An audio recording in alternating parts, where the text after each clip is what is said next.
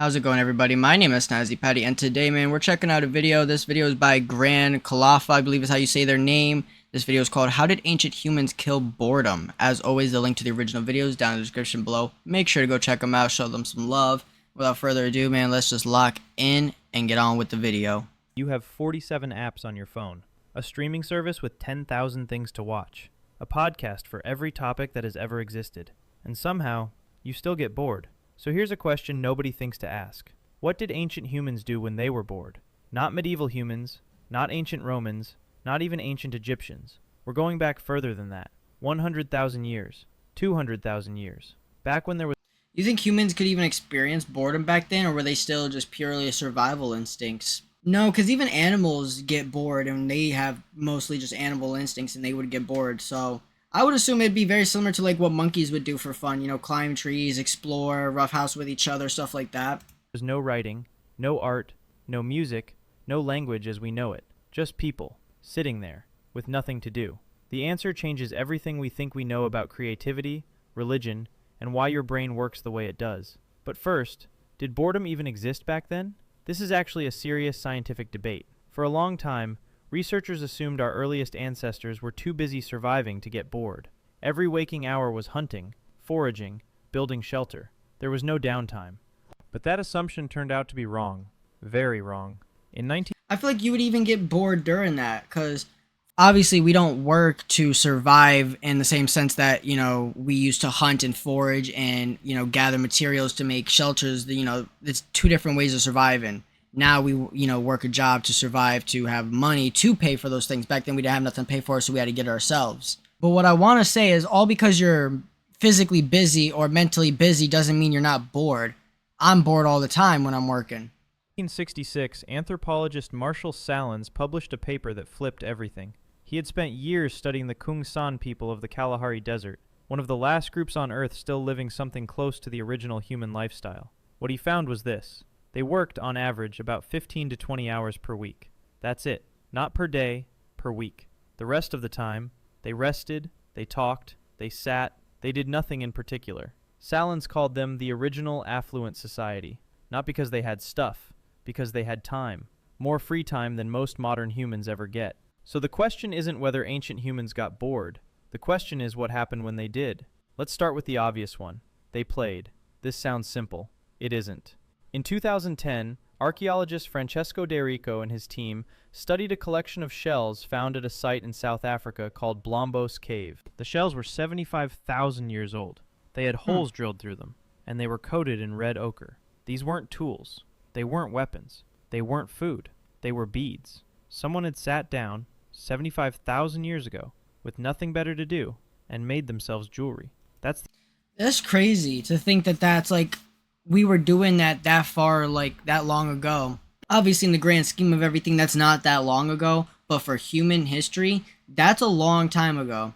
I also think it's pretty crazy and says a lot that they have so much more free time than, modern day, humans do in society. Considering surviving back then, or in that type of way, is, arguably and almost, like, entirely harder. Because it's, you don't have a job in society, you go homeless. Yes, it becomes harder, but there's thousands of homeless people in America and around the world, unfortunately. And no, it's not easy, but they're living. Versus if you're not doing your job back then, you did die. You got eaten. You starved to death. You had a disease or something. The oldest known art object in human history, and it started with boredom. But here's what's really interesting. Making those beads would have taken hours, maybe days. Drilling through a shell with a stone tool. Without Yeah, wouldn't that be boring? Wouldn't you get bored of that? Like, yes, you would want to get it done and, like, stuff like that, and towards the end, and, like certain points, milestones while you're doing it, you would get, like, some serotonin, like, hell yeah, we're getting closer, I'm about to get this done, it's gonna be so cool looking. But you can't tell me that the process of smacking a shell with a rock or something for hours or days at a time, or whatever, isn't absolutely mind-numbing. Electricity, without metal, without patience built by a lifetime of entertainment. That is a long afternoon. And they did it anyway, because the alternative was staring at the wall of a cave. Necessity didn't invent art, boredom did. The same pattern shows up in music. In 2008, researchers excavating a cave in southern Germany found a flute. It was made from the bone of a vulture. It had 5 finger holes. It was 40,000 years old. Someone, 40,000 years ago, before agriculture, before cities, before any civilization we would recognize, sat down and invented music. Not because they had to, because they had a free afternoon and a bird. Imagine just sitting there wandering around in the desert or in the forest or whatever, and all of a sudden you just hear this random ass whistling sound, and you just like, cause you gotta imagine if this is the first guy is ever like the first ever tool or instrument music thing, not a lot of sounds like naturally could replicate it. You know, maybe birds, but then you walk over and you see it's not a bird, and it's also not a human using his hands. I don't know when bird whistling was invented or whistling in general, but you would look at that and be like, yo, this dude got some fucking witchcraft. Bird bone. And it turns out music is what the brain does when it has nothing else to process. Neuroscientist Daniel Levitin, who studies the origins of music, argues that musical ability is older than language. Our brains were wired for rhythm and melody before we could form complex sentences, because rhythm is pattern recognition, and pattern recognition kept us alive. But boredom didn't just invent art and music. It invented something far more powerful. It invented imagination. Think about this. You cannot be bored without a concept of time. To be bored, you have to know that this moment is lasting too long, that something else could be happening, that the future exists and it could be better than right now. Boredom is, Damn, I never thought about it like that. Real sense, the first sign that a brain has developed the ability to imagine things that don't exist yet. Animals don't get bored the way humans do. A dog waiting for its owner isn't bored. It's just waiting. It doesn't have a concept of what else it could be doing. But a human sitting in a cave 100,000 years ago, staring at the fire, nothing to do, starts to think. What if the hunt goes wrong tomorrow? What if that sound outside is a predator? What's beyond that mountain? Where do we go when we die? Every question religion has ever asked. Every question philosophy has ever asked. Every question science is still trying to answer. All of them started the same way. Someone was bored, and their mind started wandering. In 2013, psychologist Sam... So we've been having those 3 a.m. thoughts keeping us awake since the beginning of time, really, huh? It goes to show you your shower thoughts aren't special, and I don't need to hear about them. Stop posting them online. They're fucking boring. Andy Mann published research showing that boredom significantly increases creative output. She had people perform the most boring tasks she could devise, copying numbers from a phone book, and then tested their creativity immediately afterward. The bored group dramatically outperformed everyone else, because boredom forces the brain to generate its own stimulation, and the brain, when left to its own devices, is extraordinary. But there's one more thing ancient humans did when they were bored, and it's the one that mattered most. They talked. Not about hunting, not about food, not about logistics. They told stories. Anthropologist Robin Dunbar, the same researcher who discovered that human social groups naturally cap at around 150 people, spent years studying what humans talk about when they're not talking about anything important. His finding? Roughly 65% of all human conversation is social gossip. Who did what? Who said what? What happened to someone you both know? This sounds like a waste of time. It wasn't. Dunbar argues that language itself evolved not...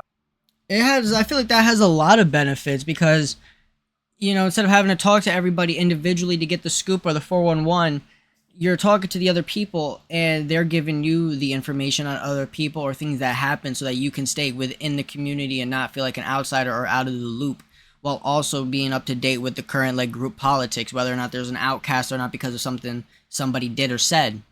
For practical communication, but for social bonding. Before language, primates bonded by grooming each other, physically. But grooming takes time. It's one-to-one. You can only groom one friend at a time. Language replaced grooming. Now you could bond with 3 people at once, 10, a whole group around a fire. You could tell a story about someone who wasn't even there. You could build trust with people you'd never touched. Language, and therefore human civilization, didn't emerge because we needed to coordinate hunts. It emerged because we were sitting around with nothing to do, and we started talking about each other. Boredom invented gossip, and gossip invented society. So here's where we've ended up. 75,000 years ago, someone bored in a cave made a bead. 40,000 years ago, someone bored in a different cave made a flute. And somewhere in between, people sitting around fires with nothing to do started asking questions no one had answers to. About death, about the sky, about why things are the way they are. And some of those questions became religion. Some of them became science. Some of them became art. Some of them became you, lying awake at 2 a.m. with your phone on your chest, thinking about nothing in particular. Here's the part nobody talks about. Modern psychology has a term for what happens when you eliminate boredom completely. They call it cognitive overload. When every moment is stimulated, the brain... I was gonna say, do you think anybody, like, if you were to throw current day Gen Z or Gen Alpha or the millennials, do you think that they would be able to solve their own boredom? I mean, I feel like millennials, yes, because they experienced a time in their life before technology, and some of Gen Z did. I did, you know, definitely up until like I was 7, 8 years old. I can't exactly remember, you know, but even then, it was only just a TV. Anyways, if you were to, you know, throw, say, a Gen Alpha into a room with a pen and a paper and some stuff to make stuff like a few items to entertain itself, but nothing being technology based or anything they already are like aware of, like they have to now be creative and use their imagination to come up with something. Do you even think they could? never gets the chance to do what it was built to do in the quiet moments. Process, consolidate, create. The default mode network, the part of your brain that activates when you're doing nothing, is the same network responsible for creativity, self-reflection, and empathy. It only turns on when you're bored. We spent 300,000 years learning to fill silence with something meaningful. Then we invented the smartphone, and we've been filling silence ever since. But every time you put the phone down and sit with nothing for a moment, every time your mind starts to wander and you let it, you're doing the same thing the person in the cave was doing, the same thing that made the bead, the same thing that made the flute, the same thing that looked up at the stars and started asking why. Boredom didn't hold ancient humans back. It's what made them human, and it might be doing the same thing for you, if you let it. Hey man, that was actually a pretty good video. That had me hooked in, and that was interesting. Boredom definitely was like a good thing that we had back then, but I think now it's turning into a negative thing because we're not using boredom in an effective way or the way that we should be using it like our ancestors did so long ago. Instead, we're just trying to ignore it and fill it with useless shit, and not even useless shit like as in like gossip, and that does have some type of like resource, or not resource, but use to it.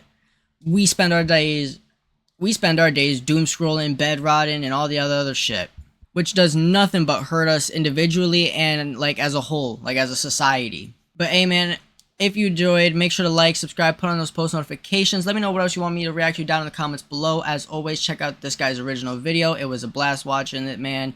Definitely check him out. As always, man, I will see you guys in the next video. Stay safe, stay snazzy, stay blessed.